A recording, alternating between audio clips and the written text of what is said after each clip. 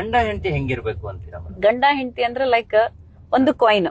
Okay. Head ಇಲ್ಲ ಅಂದ್ರೆ tail ಇಲ್ಲ, ಟೇಲ್ ಇಲ್ಲ ಅಂದ್ರೆ ಹೆಡ್ ಇಲ್ಲ. ಒಂದ್ ಮುಖದ ನಾಣ್ಯ ಒಂದೇ ಕಡೆ ಇದೆ ಅಂತ ನೀವು ಯೂಸ್ ಮಾಡಲ್ಲ. ಹೌದು. ಹಾಗಿರ್ಬೇಕು. ಎಲ್ರಿಗೂ ಇರುತ್ತೆ ಮದ್ವೆ ಆದ ತಕ್ಷಣ ಗಂಡ ಹೀಗಿರ್ಬೇಕು, ನನ್ಗೆ ಅಲ್ಲಿ ಕರ್ಕೊಂಡ್ ಹೋಗಿಲ್ಲ, ನನ್ಗೆ ಅದ್ ಕೊಡ್ಸಿಲ್ಲ, ನನ್ಗ್ ಮಾಡಿಲ್ಲ, ನನ್ನ ಹತ್ರ ಟೈಮ್ ಕೊಟ್ಟಿಲ್ಲ ಅಂತ.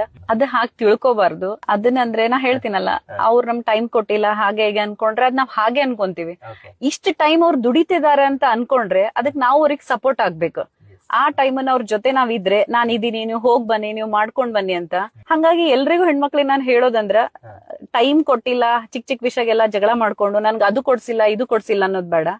ಮೇನ್ ಇರೋದು ನಮ್ಗೊಂದು ಕರ್ಮಣಿ ಮಾಂಗಲ್ಯ, ಅದೊಂದ್ ಇದ್ರೆ ನಮ್ಗ ಸಾಕು. ಬಂಗಾರ ಹಾಕೊಂಡ್ರೇನೆ ಅಂತೇನಿಲ್ಲ. ಆಮೇಲೆ ಅವ್ರು ಆ ಟೈಮ್ ಅವ್ರು ಏನಕ್ಕೆ ಯೂಸ್ ಮಾಡ್ಕೊಂತ ಇದಾರೆ ಅದನ್ನ ನಾವು ವಿಚಾರ ಮಾಡ್ಬೇಕು.